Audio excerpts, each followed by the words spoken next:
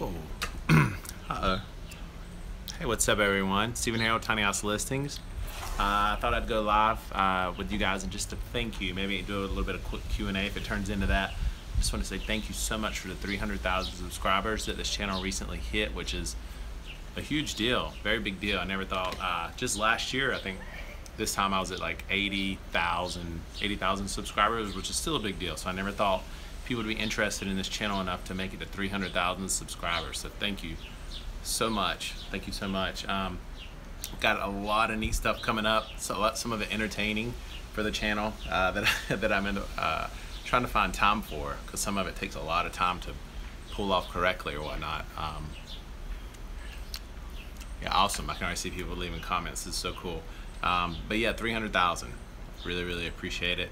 It's a big deal. So I guess here's to 400,000. We hit 200,000 back in March, so things have really taken off. So if you guys want to do some Q&A or something, like I was saying, I got some really cool ideas coming up for the channel and some pretty amazing tiny houses that people are putting together some videos for us. One really absolutely gorgeous home in Canada, in Montreal. I'm sorry, Quebec. So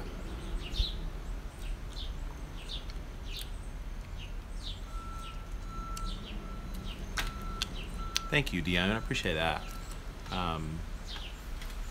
Yeah, so another thing I thought I would ask you guys, if any of you have a tiny house, considering sharing it here on the channel.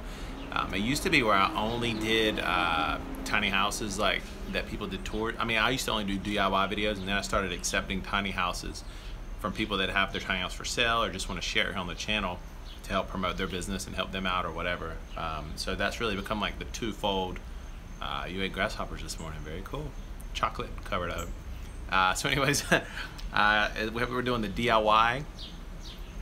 We're doing the DIY thing, videos on here like off-grid and things that I come up with, and we're also doing like video tours. So a lot of people will say, if there's a video tour, someone else giving the tour, they're like, that doesn't sound like Steven or something. So I just want to share that with you, that it's like other people doing the video tour and then sharing it here on this channel. Scotland, cool, yeah, my last name is Harold, which is a Scottish name. Hey there. Yeah, shipping containers. I actually just met up, I live in here in Wilmington, North Carolina. I just met up with some people that are doing a whole 20-block radius of containers. And so it's places where you can work, places where you can shop, dine, and even live. And it's all containers. It's like a little mini city, which is amazing. I'm actually working on a project with them, or hopefully we'll do some videos together. Yes, shipping containers that you can shop in. And okay, so the other day I did an Instagram live and I shared with everyone that I'm doing some updates to the Tiny House Listings website, which are really going to make it go like prime time. I'm doing a huge investment. I've actually been saving up money for like 2 years, and so I'm finally at the point where I'm ready to go ahead and pull the plug. So that in about 3 or 4 months, that'll be ready. Where can I find a place that, hey, from Switzerland, what's up? Cool, I've never been there, I want to go. If you have a tiny house here, let me come stay. Where can you put tiny houses legally? I got a whole video on that on my YouTube channel, so look that up. But the short answer is, well, an RV park, on a piece of land, normally outside the city, anywhere there used to be a mobile home and the zoning laws haven't changed since that mobile home was there, more than likely you can park there or buy a house. South Africa, awesome. I'd love to go there too. So yeah, the parking thing is a big deal with the tiny house. I've done a couple live streams lately and that keeps coming up, so I think I want to do a more in-depth video on that. There's a lot of room for improvement. There's a lot of people doing some cool stuff legally to try to get tiny houses like on the map to where more places can do it. But the problem is there's areas where people have $1 million home and they just are not going to allow a $50,000 tiny house to be parked beside of them. They're just, that's going to be a tough thing. So a lot of people need to, let's see, zoning laws will kill us in Texas. Yeah, which is interesting, because when you think of Texas, you think of like the Wild West, where you could just park it out in the prairie somewhere and get to living. How often do people move their tiny houses? It's a good question. You know, there's some people who build their tiny house exclusively to travel. If you ask me a question and I miss it, I'm so sorry, because it's hard to. Oh God, someone just put something nasty. What was the question?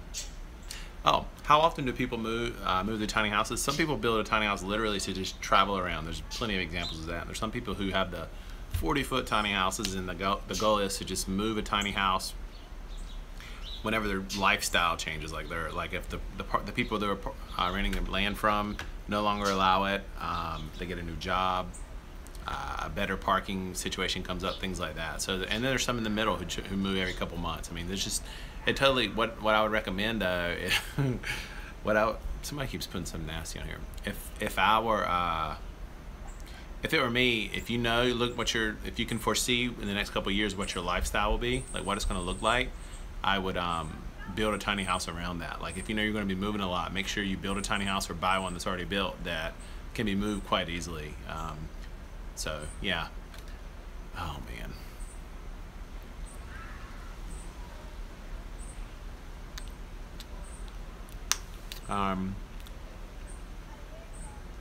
Have you ever built an off-grid home which connects to the grid as a backup? Yeah, you can do that easily.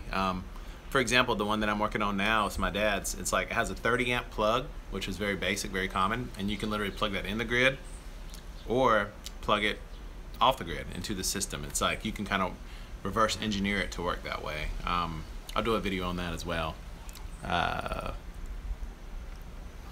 We're doing a video tour of the one in North Carolina. Yes, right now it's really plain Jane, and there's not a whole lot going on with it. So I think you guys would be like, you know, that's a little boring. So we're working on doing some things like painting it a couple funky colors, doing a built-in couch, putting a little bit of furniture in there.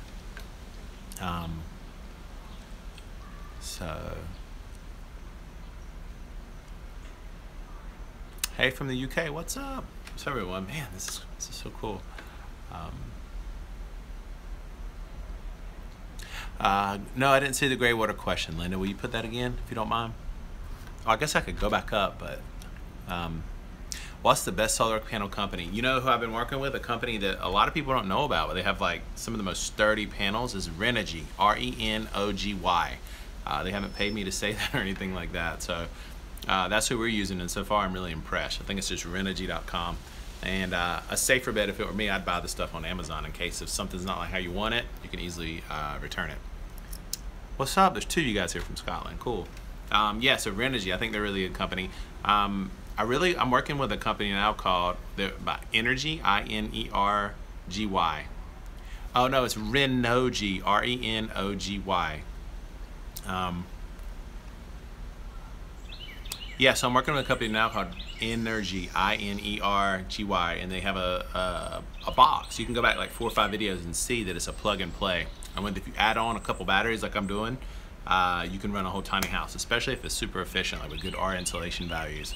Wheelchair accessible tiny home? Absolutely. If you go on Tiny House Swoon and type up like a search wheelchair, you'll see a couple examples in there. So absolutely, yeah. And most tiny house builders, if you ask them, you know, if you give them your specific requirements, they could help you out. Thank you, Amanda. 300,000. It's crazy. Shout out, please.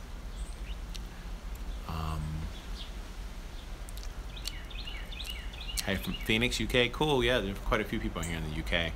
I've been to London before. She was asking about how to know what. Oh, let me go back.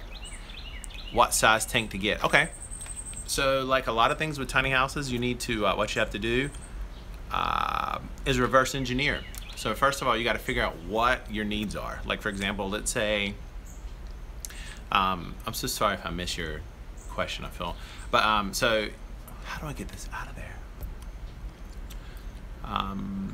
Texas, what's up? So what you need to do is, like for example, with my father's tiny house we're working on now, we estimate he needs about 15 gallons of water per day, and actually that's being liberal, which seems crazy, but he has a dry flush compost tool and things like that.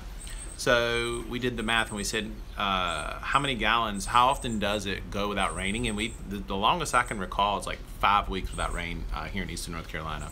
And he has 825 gallon, 3 275 gallon tanks, IBC totes. Those are a really good way to go. Just if you do get one, sorry, I'm being random. But if you do decide to get one, make sure you have one that was previous. If it's used, it was food grade that didn't have any chemicals in it for obvious reasons. So he has 3 275-gallon tanks that are all combined together. And so if you do the math, 15 times like roughly 45, he'll be he'll be just fine. So, and they actually have, if you go on Amazon, or if you just do a Google search, there's like 1,000, 2,000, 5,000 gallon like above ground tanks, or some that could be buried below. So if you have a whole family, your needs are going to be more, like for 3 or 4 showers a day instead of 1. So what you need to do is figure out how many gallons of water you're going to use per day. And there's lots of ways to save water. Compost toilet is a big one. Low flow shower heads, things like that. Definitely make sure you don't have any leaks, because the last thing you want to do is go away for a month or a week or whatever, and you come back and your situation's like dismal, like no water left. Not good. Let me get back. Ecuador, what's up? Leanne, hey, how are you? Leanne came to a workshop that we did with Deke from RelaxShacks.com last year in December out on my property, which is where my dad's tiny house is right now. Do tiny homes need homeowners insurance or RV insurance? I mean, I don't think you have to have them, but I would definitely do it. Like with my father's right now, he doesn't have any and it's parked out there. So if something were to happen, hurricane came and a pine tree hit it, it'd probably split it in half or cause some serious damage. So that's something we're looking at now. We got a couple quotes, and we're looking at like 20 bucks a month or something, or less. So it's pretty cost effective.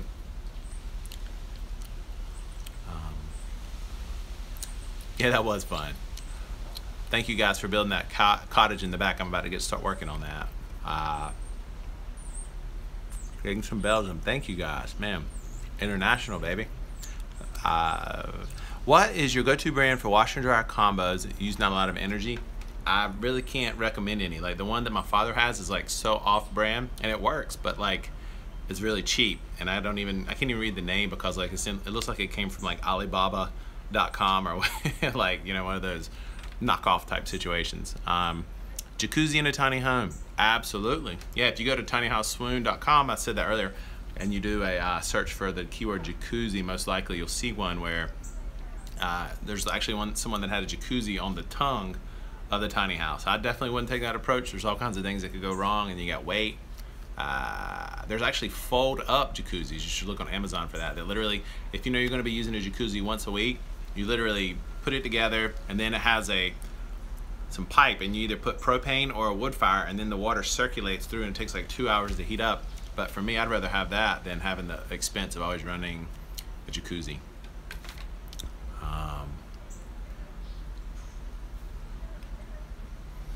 Are compost toilets smelly? Some are. Yeah, I definitely wouldn't recommend any one except there's 2. The Incinolet, I think it is.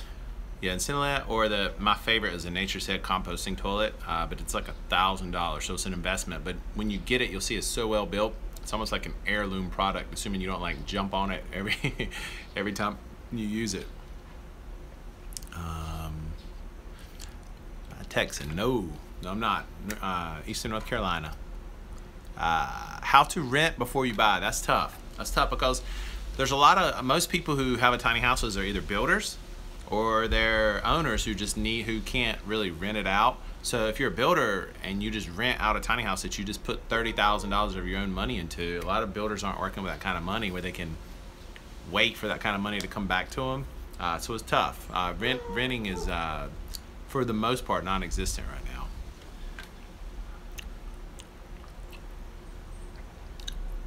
Coke or Pepsi?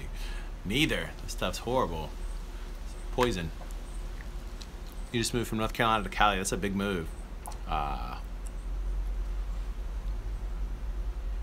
I a builder by trade? No, not at all. I'm a marketer by trade. I feel like I'm pretty in tune with the whole tiny house real estate, like prices, and so if any of you guys, oh, hold on, I just missed one.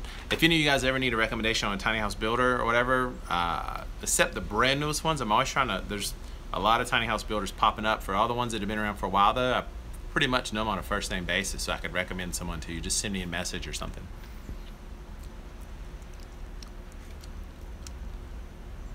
Oh, okay, you're in the Army. That's why you left. Okay, yeah. Well, hopefully you'll come back. I love North Carolina, except the humidity right now. It's like 100% every day. Hey, from Russia, Siberia, awesome. Yeah, you know, I've actually seen some tiny houses built in Siberia that were made exclusive to that, where like the walls are like that freaking thick. From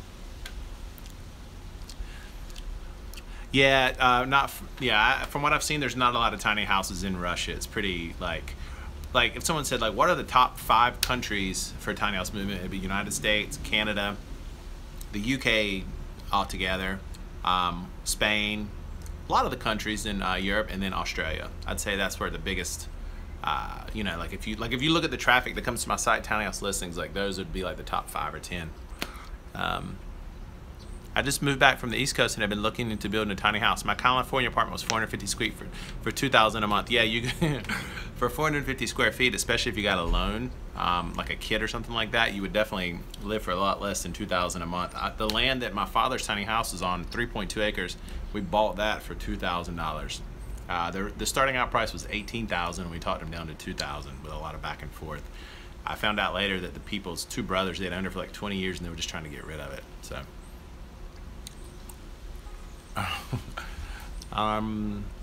If we didn't have a house of 7, I'd go tiny. Trying to get my mom to consider going tiny on her fixed income. Yeah, you know, tiny is a relative word. You know, like if you live in a 4,000 square foot house now and you downsize to 1,000 with 7 people, that's still pretty tiny, especially with that number of people in your house.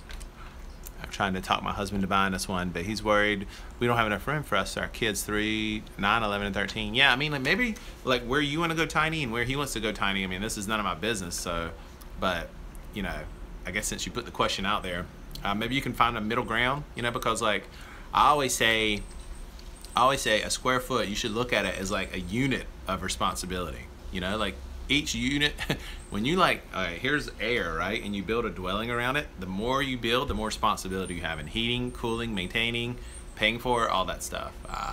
So the smaller you can go, the better, especially if you're one of those people, you know that you can stay content for a long period of time. Because if you buy a tiny house for 40 grand, then you decide you don't like it after a couple of months and sell it for 35, you just lost 5 grand. You don't want to do that. The thing with a tiny house is, if you want to save serious money and reap the benefits, the longer you're in there, the more money you'll save and the better of a financial investment it'll be. Thanks for trying everyone's questions. Yeah, I don't know if you guys have ever done live before. Like what'll happen is like it literally goes up and like you have to zoom back around and your head's going, it's crazy.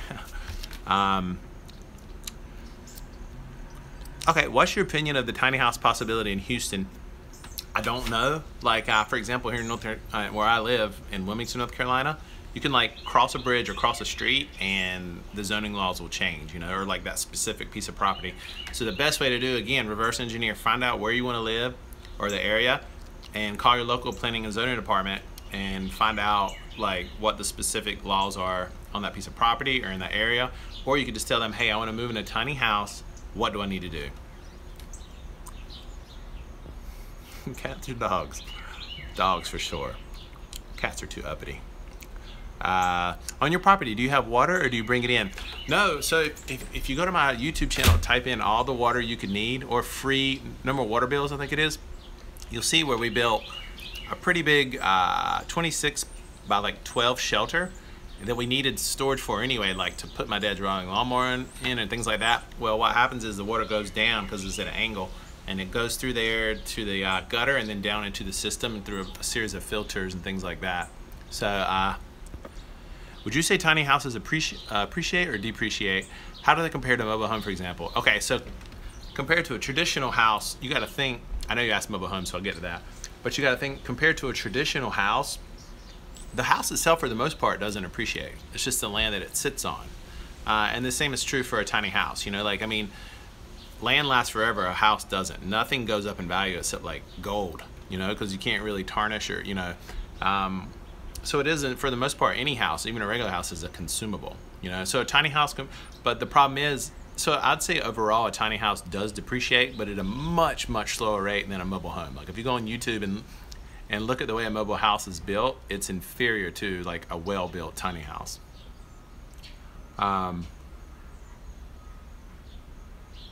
you put a rainwater collection system onto a tiny house? Yes. Yes, I actually just recently built one, and The whole project was like $1,200. That was the totes, which I bought on Craigslist, brand new ones.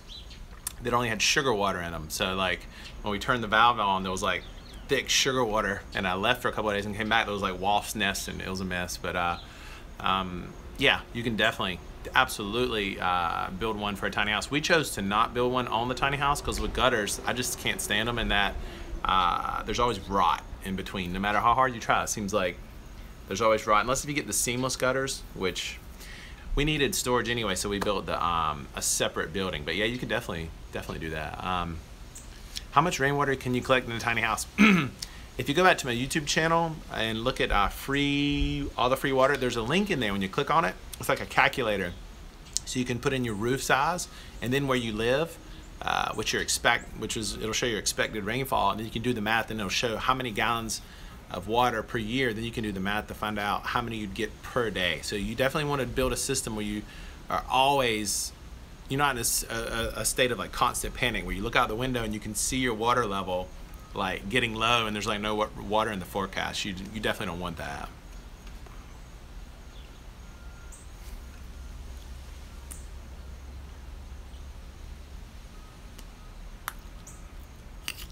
Are there tiny house builders in South Carolina that will build on your property?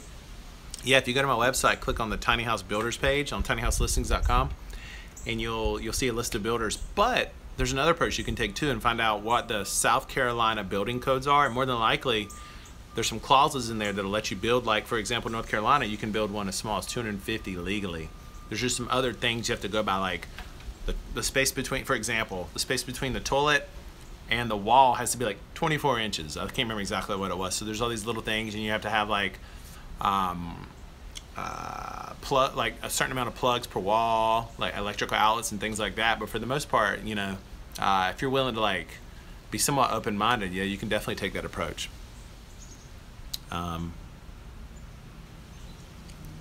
Stop saying hello.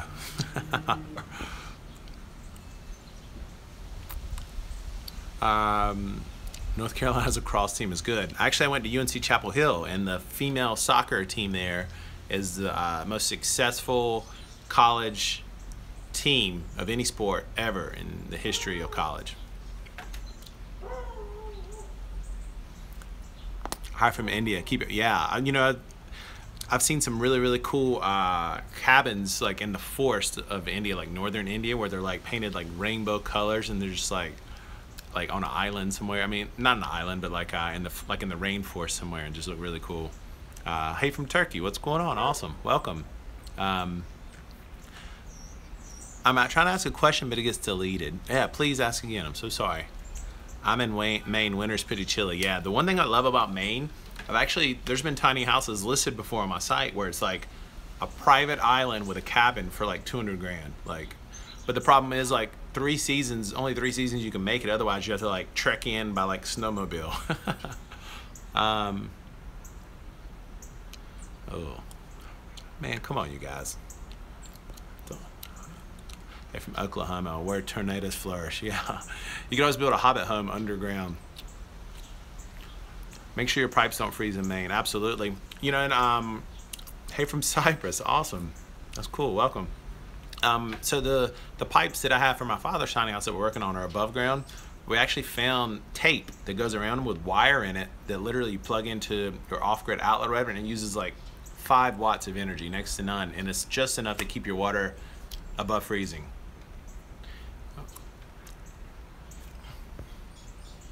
Do I get a lot of money from selling tiny houses? Actually, the people that sell tiny houses on my site, it's completely free for them. The only way I make money is through ad revenue, for now. I might change that in the future if I can figure out a way to, which I have figured out a way, I'm working on that now, to make the service even better and have like really qualified leads come to the listers, people who list on the site. Love your videos, seem like a nice guy. I'm an extremely nice guy. Yeah, so anyways, maybe we'll wrap it up there. Do I know any regulations that are different in France? Honestly, I don't. I really don't. I'm hoping on the new version of Tiny House Listings to get a message board on there where people can discuss that thing amongst themselves. Like someone, for example, in France who's already taken that approach.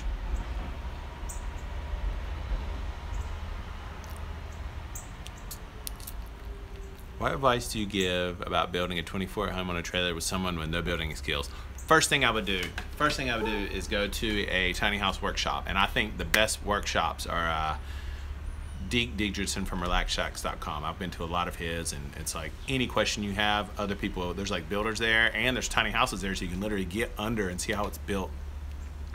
Then after that, get to building. You know, have a friend close by that's a carpenter or something.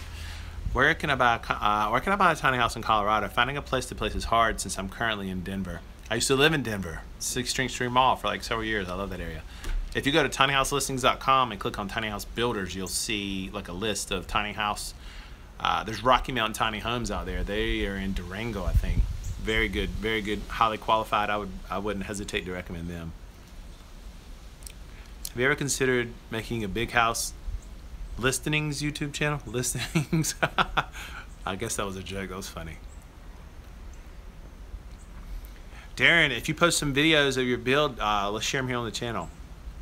Message me. I'd love to share it and plug your channel. Get you some publicity, if that's cool.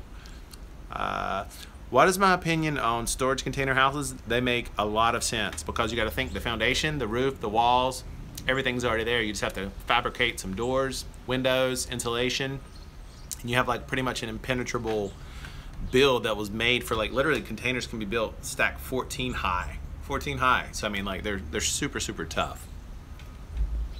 Awesome. Thank you, Darren. Next time, lose the gun before you're live. Sorry. Yeah, my bad. Hey from sorry. Can I give you a virtual hug? Yes. Yeah. All right. Cool. Thank you, guys. What are the tiny house regulations in Traverse City, Michigan? Call up your local planning and zoning department. They'll be able to help you out. They'll give you, they'll be able to give you some advice. But anyways, that's it for now, you guys. Thank y'all. I hate to. What is the best kind of tiny house to get if you want to travel? Honestly, what I'm about to start working on myself is a Dodge or Mercedes Sprinter van. I haven't found a better way. Now, if you want a tiny house, an actual tiny house that you hitch up to a truck, look at, go on my website, tinyhouselistings.com, and search honeysuckle. It's like a little 16-foot small, like the front end is very low, so the wind can go over it. It's very aerodynamic. Actually, the front is lower or even with your truck, the height of the truck that you're towing with. Yeah, so anyways, that's it, you guys. Thank you all so much for listening, and I hope this was helpful. And the main thing I wanted to do is just thank you so much for the 300,000 subscribers. I've seen a lot of YouTube guys and guys and girls that just like gobble up subscribers and they forget to thank them. And I don't want to be that way. I want to stay humble and hopefully just keep doing really cool videos for you guys. And like I said at the beginning of this, I have a lot of cool videos coming up. And if you have any suggestions for me, like things you think would be cool for tiny house lifestyle, like gear or whatever, just let me know that too. And I'll try to get it on the channel. So thank you guys so much. You guys are awesome. See ya.